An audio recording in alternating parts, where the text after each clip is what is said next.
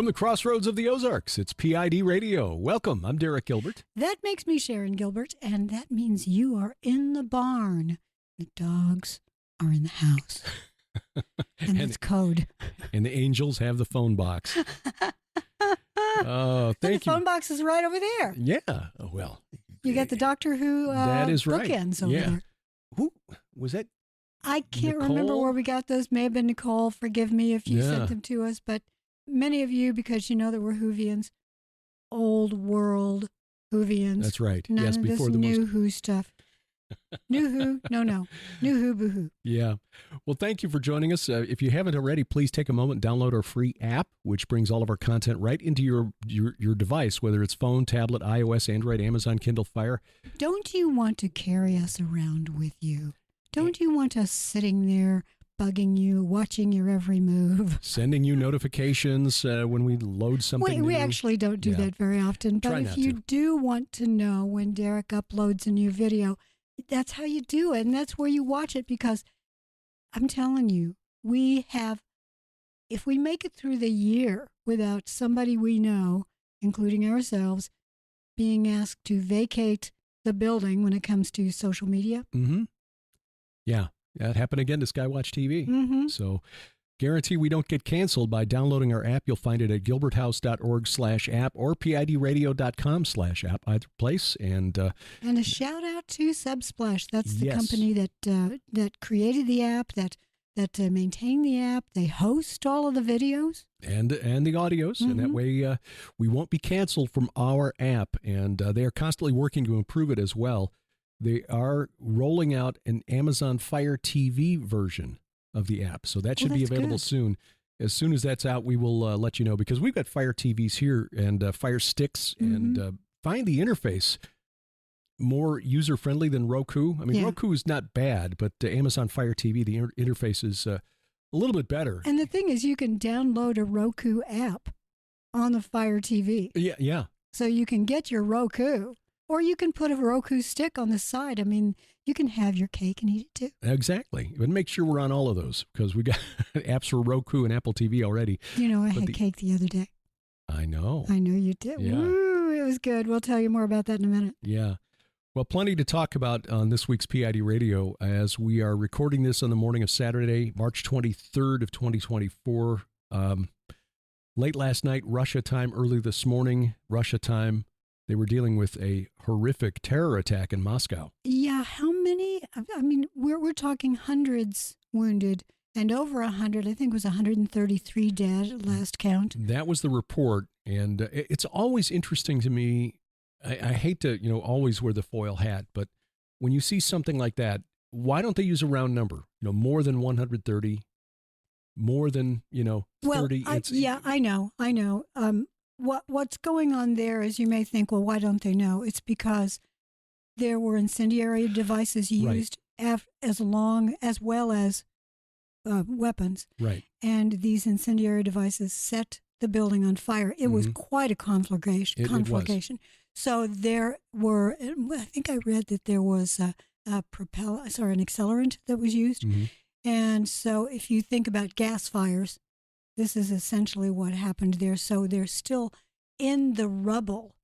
They are removing bodies. Right. As we saw this breaking Friday afternoon, Central Time here in the U.S., it was initially reported 30 dead, and then 40 dead, and then 60 dead. And now, again, as of this morning, Saturday, 133, which, again, you're looking at the numbers, 13 and 33 in that number, which...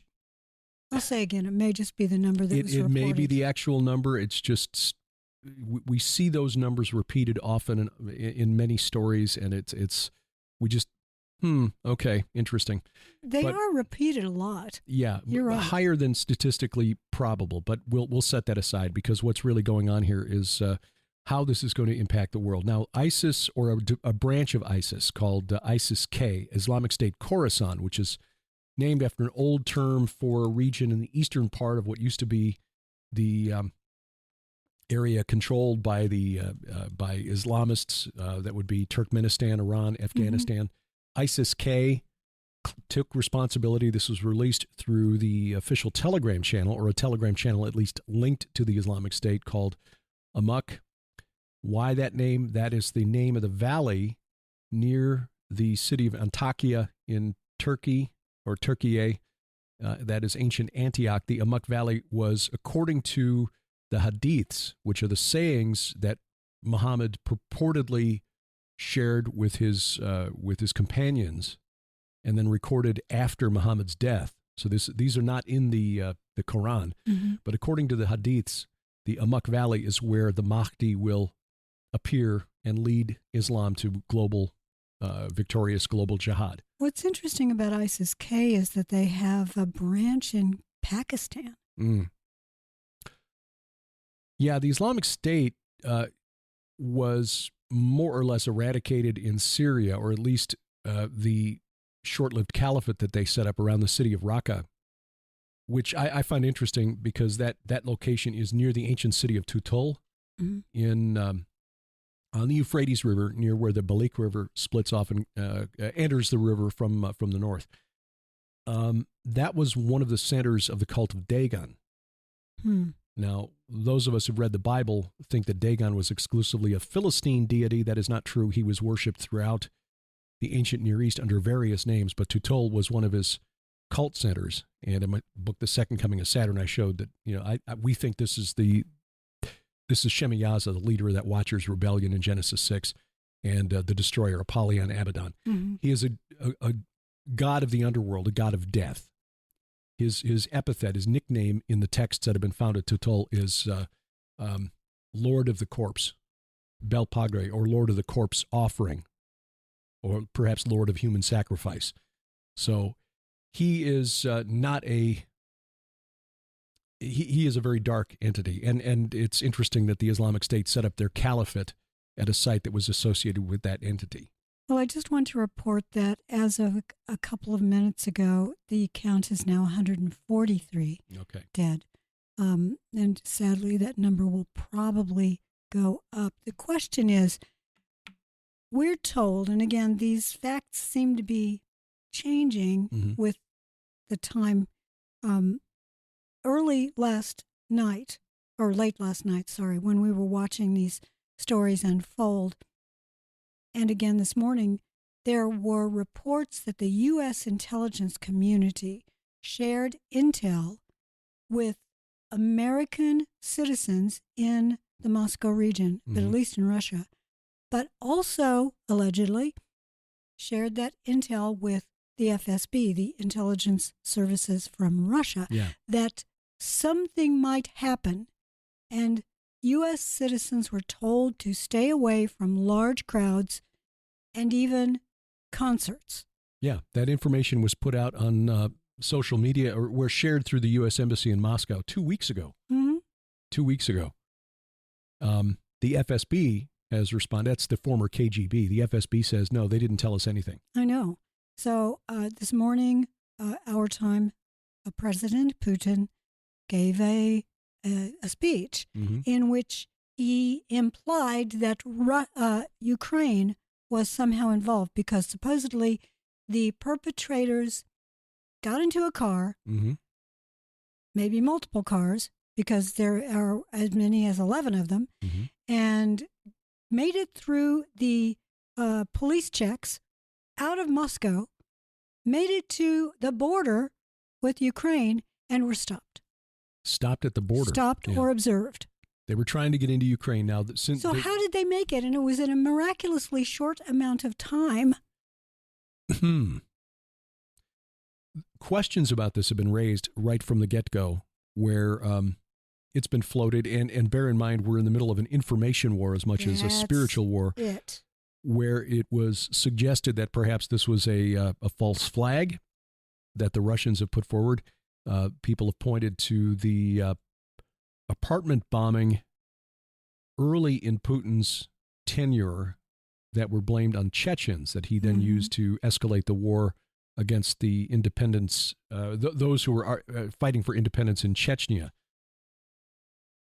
Is it possible? I don't know. Putin just won re-election. Okay, we can argue about the legitimacy of the election. I think it's interesting seeing those claims coming from the U.S. and the U.K., given that Rishi Sunak was not voted on by the people of the United Kingdom. And, we'll just leave the 2020 election here in the United States alone. I mean, if you're listening to this, you probably have an idea of what our thoughts are. Well, bear in mind also that our own Congress has just passed and sent to Biden for signature, what is it, a $1.3 trillion package that will include more armaments for Ukraine. Is it in that deal? Because there was a separate bill. It was before Congress that Speaker Johnson had held up. That was like a $90 billion package, $60 billion of it for Ukraine, but another like 15 for some reason I thought it actually did pass. But you keep talking. The continuing resolution, which is the omnibus bill. See, Congress is not. I know they're going to shut down. They say that every year. Yeah, they say it twice a year. Government was supposed to shut down today. In fact. Yeah, I know. It's a $1.2 trillion package, features money for Departments of State, Homeland Security, Defense, Labor, Health, and Human Services, funds for foreign operations. I don't know that funding for Ukraine was included in there, but I know that the Biden administration wants another $60 billion for Ukraine, but that's been held up by Speaker Mike Johnson and Republicans in the House who are questioning that kind of spending because it's money we don't have. I mean, if we had the money, if we had the money in the budget. But honey, we do. Keynesian economics. Just print more. Oh, yeah. That's what it comes down Thanks, to. Maynard. Yeah. Again, if the money were there, then we could argue about the wisdom of sending it or not. But the fact is we don't have the money. We have to borrow the money by issuing more government bonds that will be purchased by investors, including the Chinese. And then we'll have to pay that back. Interesting. Speaking of the Chinese, the UN Security Council just met a couple of days ago. It was yesterday, wasn't it? Mm-hmm. Yesterday, the day before. Day before. And the resolution put forward by the United States was to essentially force, quote unquote, peace, a ceasefire in Gaza. Russia and China said no. They have veto power. Yeah. And they vetoed it because there were things in that bill that they found unacceptable because it would have blamed Hamas and would have forced Hamas to release all the hostages. And Russia and China, the Russian ambassador to the UN in his statement, and I'm paraphrasing, I only caught bits and pieces of it, but essentially was, look, the U.S. put this bill forward knowing that it wasn't going to go anywhere. This is just political theater. That's what I was going to ask. Is this just a dog and pony show? Yeah, it is. There are two competing agendas at work in Gaza right now. Netanyahu's agenda, which is apparently to just eliminate Hamas as a threat to the people of Israel, which you can certainly understand. Mm-hmm. I mean, after 9/11, the United States embarked on wars in Iraq and Afghanistan that lasted more than 2 decades. Terror. Yeah. We're not going to go to war against a nation state because there is no nation state here. Well, it's the same thing Israel's facing with Hamas. It's not a nation state, but it's a war on a tactic. It's a war on a tactic. But the United States now is saying to Israel, you need to stop. Don't go into Rafah. That's that city on the southern border between Gaza and Egypt. There are like 1 million Arabs that are sheltering there in that city. Mm-hmm. But the IDF is like, look, if we don't go in there, Hamas survives with like 3 battalions intact. Did you see the Guterres? Yeah. Went to Rafah. Mm-hmm. Yeah. Is that more dog and pony show? More dog and pony show. They're trying to say Israel is committing genocide in Gaza, but this is the claim that Israel's been committing genocide against the Palestinian Arabs all along. Just look at the population numbers, all right? If this is genocide, it's the worst genocide ever because the number of Palestinian Arabs in Gaza and in Judea and Samaria continues to grow. Mm-hmm. Mm-hmm. Mm-hmm. I saw a report the other day on the starvation numbers because the other claim is that they're starving the children of Gaza. Won't somebody think of the children? And yes, their lives have been completely upended thanks to Hamas deciding to go into Israel and kill 1,400 people. But the statistics, assuming these statistics are correct, is about 2.5% of the children at Gaza are nutritionally at risk. They're not getting proper nutrition. But that number is comparable to the same figures in other countries that are ostensibly democratic, open, and free. I like would say India. here in the United States, there are probably 2% of kids that are nutritionally at risk. You're probably right. In other words, they're not getting the nutrients they need from their diet. Maybe getting empty carbs. Yeah. Yeah. But just anyway, it's a claim that is not based on reality. Mike Spalding, Dr. Mike Spalding, just posted a piece yesterday at Harbinger's Daily on the anti-Israel movement and how it is spiritual and not, not based on reality, because anti-Israel hatred is a spiritual thing. It is not grounded in reality. Let me ask you a question. Is the United Nations, do they matter? Well, I guess it depends on how you define the word matter. In other words, do they have any power? No. That's what I mean. Yeah. Can they force anyone to do anything? The Security Council allegedly is the group with the real power. Right. But given that you've got three nations, now two of which are aligned against the United States, Russia and China, with veto power, the United States on the other side. But I thought it was 5. There are 5 nations that have permanent veto power, the other 2 being France and the UK. And then you've got a rotating group that comes in and out as other members. Observers. Yeah. But the other members of the Security Council, but they do not have the power to veto anything. So the United States can essentially block anything. But what has come out now is that if the Biden administration is essentially communicating to Netanyahu and the War Council, if they go into Rafah, the United States may stop defending Israel in the Security Council, which then, the world basically comes against Israel. It's like, gee, where do we see that in prophecy? I don't know. Zechariah, Amos, Joel. Everywhere. Yeah. And would the book of everywhere. Yeah. And also would start putting conditions on how American armaments could be used by Israel. Now, Israel is basically telling the Biden administration to pound sand. That's the big threat. The problem is we are in an election year.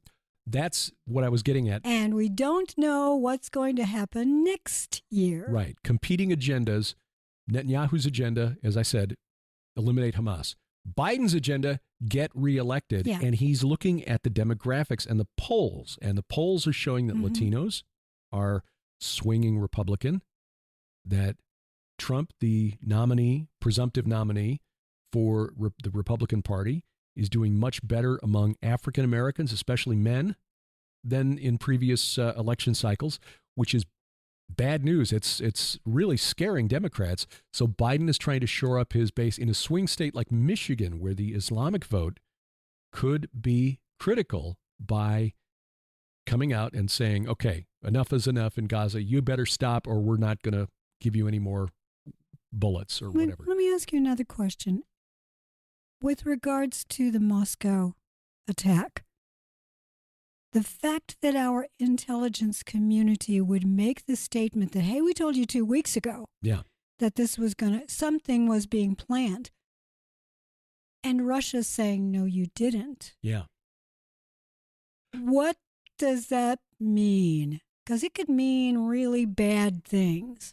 In other words, a masterful game being played. We told you, you should have stopped it. Putin can't protect his people. To which Putin would say, you didn't tell us. The fact that you're saying you told us either means you want to weaken me, or you did know something. Yeah. Because you were behind it. Well, that's it. That is the question. Is this being put out there as a justification for widening the war? Just as Russia this past week announced that they've been killing hundreds, and in the case of a couple of nations like Poland, thousands of foreign fighters, mercenaries, or perhaps they're, okay, we're going to say they're mercenaries, but they're not really, in Ukraine, including nearly 500 American soldiers, or American men anyway, but 1,600 Polish men. But this now, assuming they didn't retcon this, but the USembassy.gov site for Moscow posted on March 7th That's what I heard, that it was either the 7th or the 8th. Yeah, and it's there on their website, 7 March 2024. The embassy is monitoring reports that extremists have imminent plans to target large gatherings in Moscow to include concerts, and U.S. citizens should be advised to avoid large gatherings over the next 48 hours. Now, again, that was March 7th. The attack took place on March 22nd. Mm-hmm. But so even if the CIA did not notify the FSB directly, the fact that this was on the U.S. Embassy website, the Embassy and Consulate website for Russia, the Russians had to know about it. Yes. You would think so. Yeah. If indeed that date is correct. But I've seen there actually were reports in American corporate media back a couple of weeks ago saying, "Oh, Americans have been warned." So somehow those news reports in early March slipped past me. I didn't see them, but you can find them on the web now. New York Post, CNN, etc. They did report this back in back around March 7th. Well, let's move away from the possibility of this being a false flag. Mm-hmm. Sadly, there have been way too many of those. But the idea that ISIS-K is claiming responsibility. Mm-hmm. ISIS is the organization, one aspect of ISIS, the original ISIL, as the Brits call them, mm-hmm. is the organization that has been behind the revolution, if you want to put it that way, against Bashar Assad. Mm-hmm. And Putin has been helping Assad in that fight. Right. Therefore, the idea that ISIS wanted to have a major event that would make Putin look really bad, one could understand that. Yeah. If one were a terrorist, mm-hmm. I suppose as a writer, I try to put myself into the heads of all sorts of entities and people, but I would like to think that, I'd like to think that there weren't people like that at all in the world. Mm-hmm. I really would. I would love to think that the world were truly loving and peaceful, but it is not at all. And spiritually speaking, what you were mentioning before, one thing you and I haven't talked about very much is what are the old spirits at work in that huge area that's called Russia? Mm-hmm. Good question. Good question. And by the way, just for background, I'm going to put a link in the show notes to an article that Raymond Ibrahim put out on March 4th about a statement by the Islamic State released on January 4th on advising true followers of Muhammad to kill Christians wherever you find them. So going back to January 4th, but in that statement, they also condemned the Jews. They condemned Iran because Iran is Shia and Islamic State is fundamentalist Sunni. And they also condemned Hamas because they're trying to set up a nation state, which is not what Muhammad wanted. Muhammad wanted the whole planet. And so anyway, I'll just put that in there just so you understand the mindset of the people behind the Islamic State. They hate everybody who's not part of them and think that they are fulfilling the will of Muhammad by killing everybody. So the spirits in Russia, if we look at the territorial spirits like we see in the book of Daniel, where he was, the angel who brought the message to Daniel was detained by 21 days by the prince of Persia, which is who? Ahura Mazda? There are some who think Mithra. There are some scholars who believe that Ahura Mazda is a Persianized version of Marduk. Oh, that would be interesting. Yeah. And that would be because Marduk became the king of the pantheon in what is now Iraq at about the same time that Baal, Satan, was becoming king of the pantheon in the western part of the ancient Near East. So what is now Lebanon, Israel, Western Syria. Yes, but if you think of the prince of a people, that would be the entity sent down after Babel that took charge of that people group. Right. Now, do they war with one another and try to take each other's territory? You bet, because we see the Prince of Greece coming in to knock out the Prince of Persia. And I think that Baal, who later became known as Zeus and Jupiter, is the Prince of Greece, that he moved his base of operations further west as the center of power moved further west. I would suggest that he is the Prince of the United States. One reason, I've done a little bit of research in Russia, and one thing that I find is so interesting is for the longest time, up until Peter the Great, that was really landlocked, literally landlocked. They had no warm water port. Right. And they just sort of were insular and didn't send anybody out to the other nations. They didn't let any of the other nations in. They just wanted to live their own isolated, feudal society lives. And then Peter the Great changed it. Yeah. And from that point on, whatever spirits were at work in this bubble that was Russia, we'll call it Russia because at one time there were other countries that were taken over, other people groups that became what we know as Russia, that once the communication happened, then communication between the spirits would happen too. Yeah.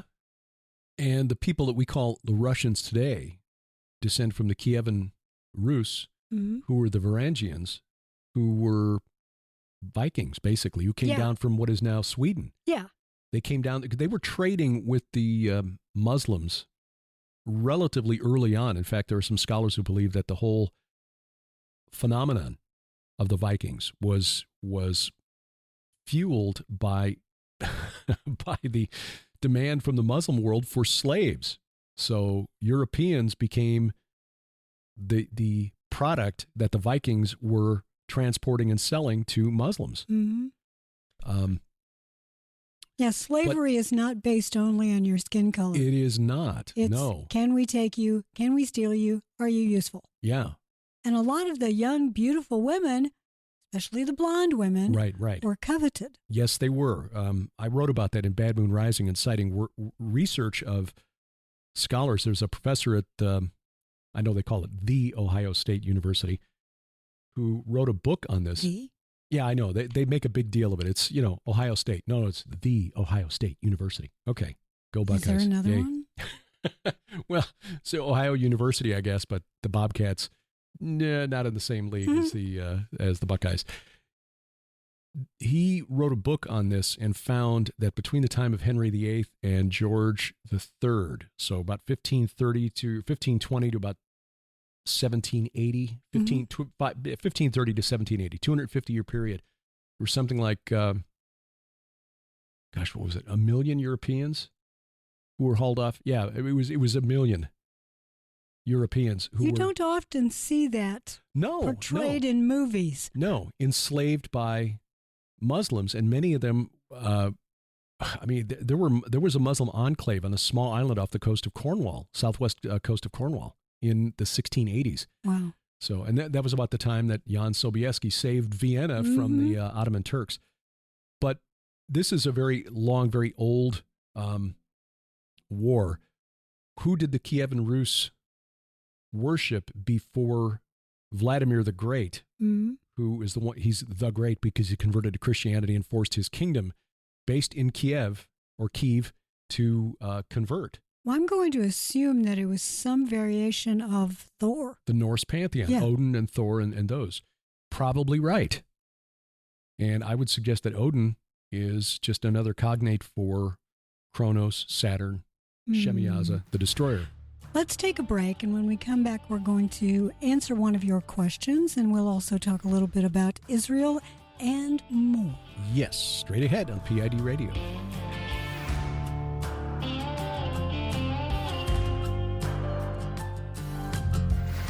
It's a new month, and we have a new special at the Gilbert House online store. We have a crazy, crazy deal on all of our DVDs.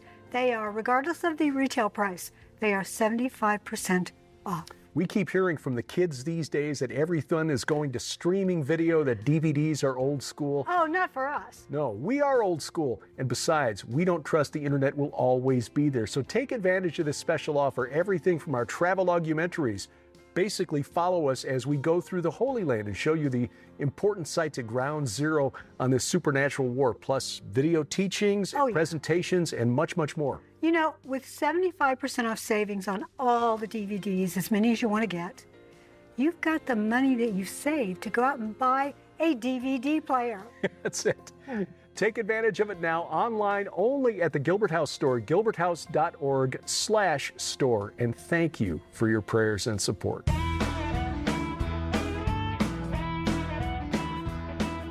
Welcome back to PID Radio. I'm Derek Gilbert. I am Sharon Gilbert, and I'm craving cake. We got to spend some time with our good friend Carl Gallups the other day, and went to Flat Creek Restaurant, which is about 10 minutes from our house. And I very rarely get a dessert. But for some reason, I thought, I'm getting a dessert. Yes. And I had cake. And I want some more.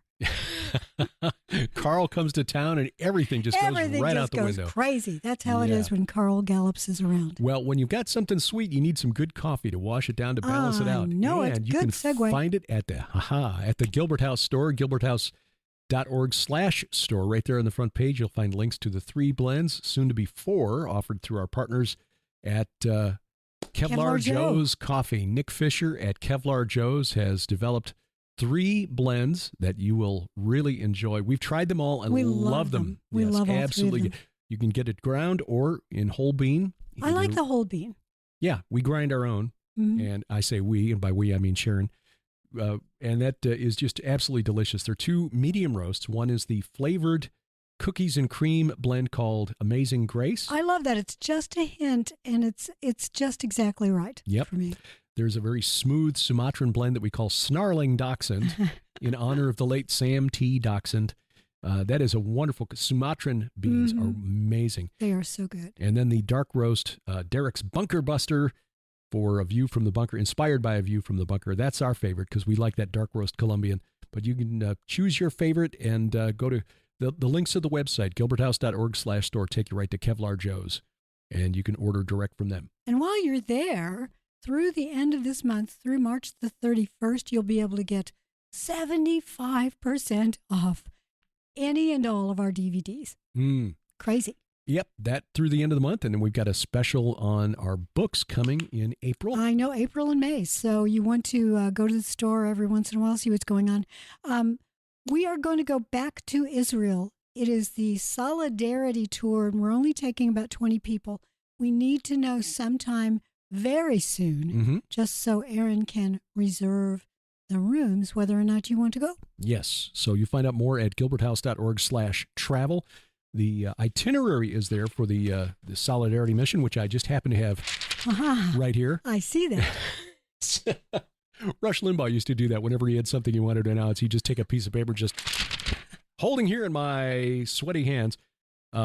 This itinerary will take us to some very powerful sites. The Hostage Square exhibit at, I don't know if you call it exhibit, I think memorial is probably I think it's a memorial, and I think also the memorial that, are you talking about the one that is memorial to the, what am I trying to say, the music festival site? Well, the Nova Festival exhibition, but then the Hostage Square, which is really where they have the table set up. Yes, and also, and we haven't talked about this, a hotel visit to people who've been displaced from both the south and the north, because the northern area has been evacuated because of the proximity to Hezbollah. Oh wow! And there'll be some gifts dispersed there to help with the communities who are been forced out of their homes.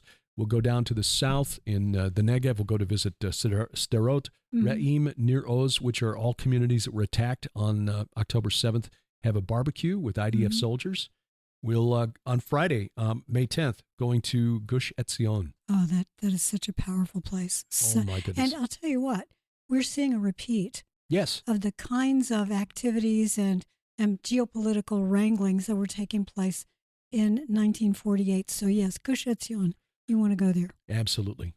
And then in Jerusalem, we'll visit all the sites that you would want to see. The Mount of Olives, the Temple Mount. Yeah, and we'll go to some places that no one else takes you to. Yes, the historic locations of the crucifixion and the resurrection. And, of course, at all of these places, we won't be... we're not going there to proselytize. We are going there to show we love you who live in the land. We love you, the Jewish people, and to try to... It's called a solidarity tour for a reason. Yeah. Do we still pray for them? Yes. We'll be praying at the Western Wall. If someone asks you a question, wants to engage, fine, but we're not going there. Hey, guess what? Mm-hmm.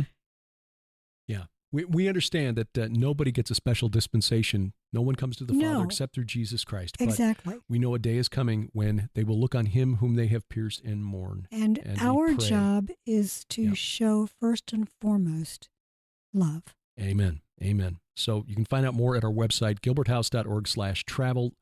The link there takes you to the Lipkin Tours website, and we pray that we see you in the Holy Land. We do. Boy, the question, before we get on and talk about more Russia stuff, can you find a question from the app? Yeah. Here's a good one from Shelley. This is an interesting one. It came in a week ago, and so Shelley, thank you for sending this in. She's very active on the app. She asked, what is the consensus on Lilith? Ooh, I have a difficult time believing this Jewish apocrypha. It seems as though it's fallen lies and deception. Oh, is she talking about the Lilith and Adam thing? Right, the Lilith and Adam thing. So I think that is a really good question because there are stories that have popped up about Lilith and her relationship with Adam, but Lilith is known from Mesopotamian texts. She was not Adam's first wife. She was not. She was not. Eve was made from Adam and for Adam. They were for each other, and Lilith is simply a fallen angel that likes to lie. That is true. Lilith appears in the Bible in Isaiah 34, verse 14, where the word is translated as night bird. But like a lot of demonic or fallen entities in the Old Testament, they are not transliterated. Their names are not transliterated into English directly. They're translated as plague or pestilence or hail or terror, or in this case, night bird. Wasn't there, and maybe it's extra biblical, a Lilithim, as in the followers of Lilith or others that were like her? Yes. And I'm looking at the Dictionary of Deities and Demons in the Bible, which is a wonderful scholarly text. You need it. If you really want to dig into the original language and figure out what these names mean, like Lilith, that's your source. Yeah, it's not cheap, but it is a valuable resource that we use almost every day. The Hebrew term Lilith is connected by popular etymology with the word Leila, meaning night, but it is more probably a loan word from Akkadian, Lilitu, which is derived from a Sumerian word. So as with many other things in Scripture, if we assume that the original word is Hebrew instead of looking at similar languages or even loanwords from neighboring countries like Egyptian, we can sometimes be sent in the wrong direction. If Enlil means Lord of the Air, and we don't know if it does or not, that would mean Lil means air. Or Right.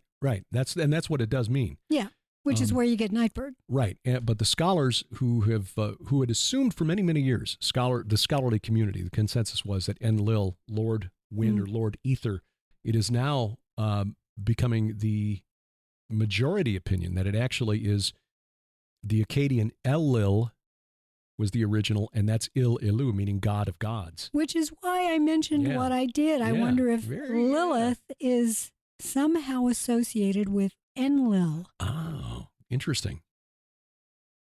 Lilith is mentioned in the Epic of Gilgamesh, or the story Gilgamesh, Enkidu, and the Netherworld, where Inanna plants a tree hoping to cut from its wood the material she needs to build a throne.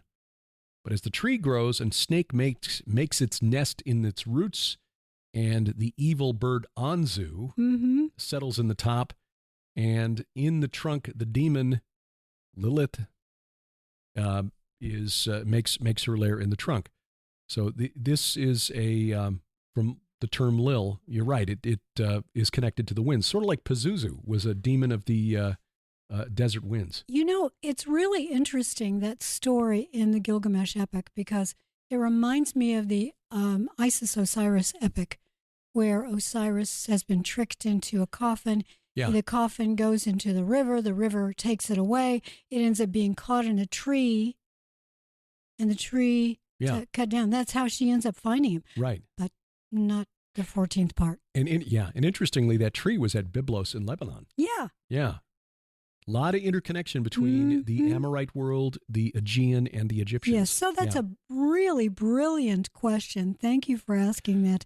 We do not have a definitive answer. Mm-hmm. We have a lot of questions amongst our own answer. So I think I would advise you get that Dictionary of Deities and Demons if you can find a copy. And if you can afford a copy, you can also get a PDF copy of it. Yeah, there's some that are floating around on the web. I don't know if they were legitimate. Yeah, I know. That's why I'm saying you can't necessarily get one legitimately. Yeah, the copy we've got is with Logos Bible Software. Yes, exactly, which is why we paid for it. But I like the digital copy because it's searchable. Searchable, right, exactly. So anyway, according to the Mesopotamian text, Lilith and those with her were sort of a category of demons who had no husband, almost like incubi and succubi, you know, the demonic. Oh. Right. Nightbird really. Right. Yeah, boy. Yeah. The texts refer to them as the ones who have no husband or as the ones who stroll about searching for men to ensnare them or to enter the house of a man through the window. Yeah, boy, this is sounding more and more like an incubus. This is the kind of thing that incubus would be the male. It would be a succubus. Succubus, right. We should probably ask Vicki Joy Anderson about this if she's done more research. Yeah. So anyway, this kind of encounter that these Lilitu want is not the kind that you would. No. In a way, it's sort of like the sirens of the Odysseus myth. They seduce men. Toad. Yeah. They seduce men and then destroy them, kill them. So that's. So yeah, that's a really good question. So the Jewish Apocrypha, not accurate, but Lilith is an entity known from Mesopotamian texts. By the way, as we're recording this is the weekend of Purim. Yeah. Purim, that means lots. Didn't they draw lots or throw lots to? Boy, you're going to have to edit this because I'm trying to remember how that is. The 14th of Adar. It means literally lots. You are correct. Identify with Hagorol, the lot from Esther chapter 3, verse 7, but perhaps from the Akkadian Puru, meaning stone, which is probably a loan word from Sumerian. Probably. Yeah, but that you're right. It is lots. Interesting, too, that she was married to Xerxes, if I remember correctly. She was married to Ahasuerus. Yes. It was Xerxes. Yeah, that's Ahasuerus is the Greek form of the name, if I'm not mistaken. So yes, she was married to the Prince of Persia. How about that?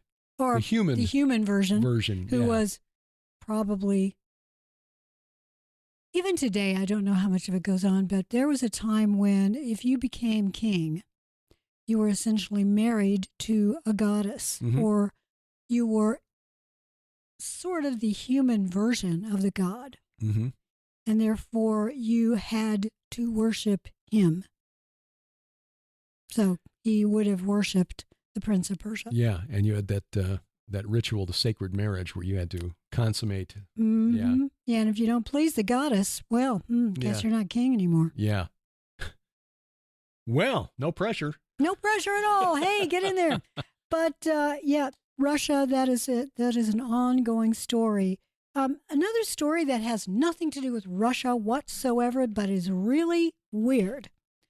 And we don't have a whole lot of time left, but this is the story of studies into and observations and more cases of prosopometamorphosis.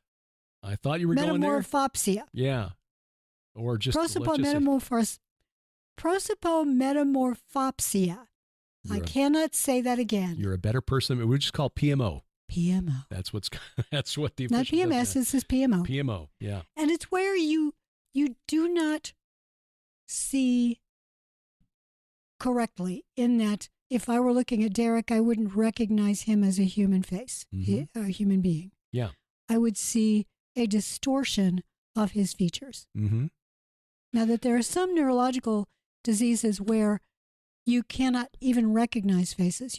Every face looks the same to you. There are other diseases, which is a proprioception issue. You cannot recognize your own body. you might think your foot belongs to someone else, and so you're trying to get rid of this dead foot that's in your bed. There are actual cases of that, but this is where you might think, and often in the literature that I've read, if I were looking at you and I had PMO, your eyes would be huge and black. Yeah. It's like you were turning into an alien. I shared this online, and a friend of ours, Dr. Timothy Furnish, who's been a guest on The View from the Bunker here recently, and is also a big scholar of Tolkien and the Lord of the Rings, Silmarillion, that sort of thing. He's written a book on the political history of Middle Earth. His comment was the images that were created by the researchers at Dartmouth who did this study based on a 58-year-old man suffering from PMO. They asked him to describe, he had a kind of a unique case. Normally when people look at human faces, people with this condition, they see these horribly twisted, evil-looking, demonic. That's the best word for it. But in his case, he could look at a picture and it would be normal. But when he looked at the person of whom the picture was taken, that face would be twisted. That is really interesting. And so he was able to work with researchers to get them to create, using manipulated photos of a volunteer, what he was seeing. You know, he is so basically like the police artist sketch or something. Yeah.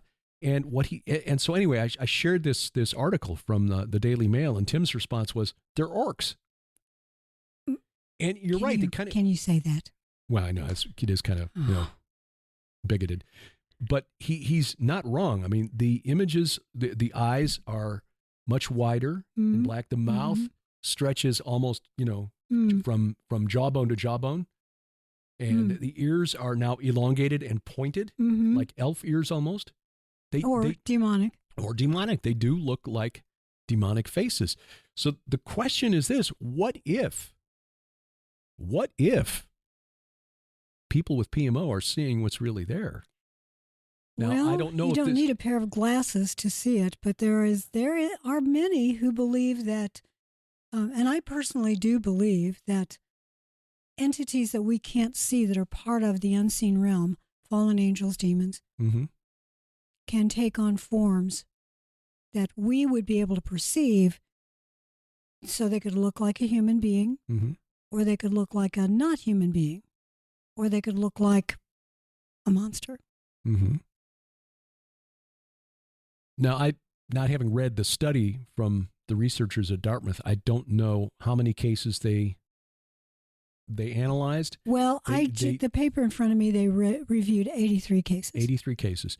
The researcher that or the people that they worked with at Dartmouth were able to look at an image and see the image normally, but then they would look at the person whose picture they were looking at, and they would compare the two until they were able to manipulate the image so it matched what they were seeing in the flesh. How interesting. How horrible. But it really, I mean, if you're going around and you're seeing everybody around you who looks like this evil-looking monster, the question is, how many people did they run past it? Did they see everybody this way, or are there some people they don't see this way? I haven't read the entire study, and there are other studies. This is a rare condition. Yeah.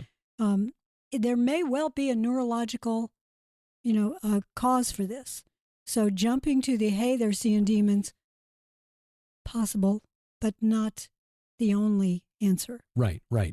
And the lead author of the study did say that in most cases of PMO, people cannot see images correctly. The images that they see are also distorted. Right. So this was unique. The first case that I can find was about a century ago. And it turned out that person had a lesion. Oh. So there was a part of the brain that wasn't working correctly. And this was picked up at the end of an epileptic seizure. Okay. So there are types of epilepsy that will make your life seem as if you are living in a hellish atmosphere, where you see everyone as demons and you're convinced that everyone is trying to kill you. Look, I write fiction. I can see where a scenario like that would be explained by saying, they're simply seeing the unseen realm. Yeah. And that's possible. I think the late Mike Heiser would say, yes, that's possible. Is it probable? Don't know. Yeah. Let's take a look at the neurological. Let's try to find an organic reason for this first. Mm-hmm. And if that does not exist, then yes, let's look at the meta-organic or the supernatural. Right. Eliminate the physiological possibilities, and that may be responsible for many of these cases. And some of these patients, sadly, diagnosed with psychosis. Yeah, You're just crazy. Instead of looking at a physiological cause, there may be something going on in the brain or the optic nerve, who knows, that is causing this. But again, what a terrible thing you have to live with, where everyone you see around you's got this really, I mean, because these are disturbing. And the question is, was this sudden onset or was this from birth? Yeah. Yeah, don't know. Don't know. But again, just looking at it and thinking, all right, what if they're not crazy? And what if this is not physiological? Is it possible? I mean, we live in a world where we're surrounded by beings we can't see. And as the book of Hebrews tells us that some have entertained angels unawares. There's a great cloud of witnesses. Yeah. We may not see them and recognize them for what they are around us. So, well, it's just one of those things that struck me when that story popped up. It's like, what if? So here's my question. Should I bake a cake? And should it be a cheesecake? Oh, well, we have a cheesecake in the freezer. I could always get that out. Well, there you go. That'd be the simplest That's thing. The emergency cheesecake, though. In case of emergency, break cheesecake glass. Yes. Oh gosh. Well, we will not be having Gilbert House Fellowship tomorrow morning. It is Palm Sunday. And the following Sunday is Easter Sunday. So this is our last foray together for a couple of weeks. Derek and I are going to try to get some writing done. I am happy that many of you who placed orders, all of you who placed orders, were happy enough to wait so I could ship those out. The shipping office is 99% moved out here. Just a few boxes that we need to move. Yeah, and a couple of pieces of furniture to assemble yet. We got another desk there for packing and another shelf unit. Yeah, there we go. That thing. Nouns. Another noun thing. Yeah. My brain translates nouns into these distorted, demonic-looking words. Yeah. It's a thing. Thing works for me. Oh, man. VFTB tomorrow night? VFTB tomorrow night is Troy Anderson and Paul Begley. Oh, they've got a book together. They do. Troy is very busy because coming up in a few weeks, going to have Troy with Colonel David Giamono. They've got a new book coming out as well. But Paul and Troy, their new book is out this coming week. It's called Revelation 911, which has a meaning, obviously, for Americans. 911, that's the emergency number you dial when, you need immediate first responders.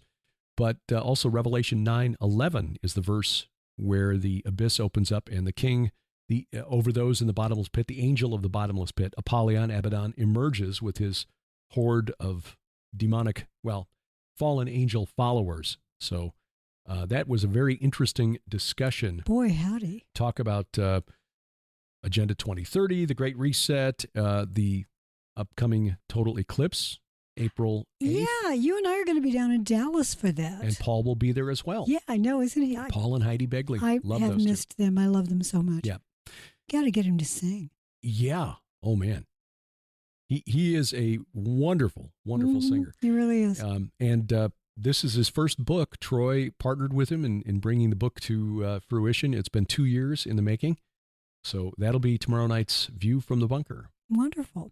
And as I said, no Gilbert House Fellowship for the next 2 Sundays, but Derek and I have to record some Unraveling Revelations, so we'll be busy. Yeah. But we've got at least we're starting to build a little bit of a backlog. So we're slowly. One of the things that I want to talk about actually on Unraveling is, and I know that we've discussed the great multitude that appear in heaven in I think it's Revelation 7, but they all have palm branches in their hands. You brought that up. Tomorrow's Palm Sunday. Yeah, a couple of weeks ago you meant that a few days ago rather, and I was like, wait a minute. I know. Was that always in there?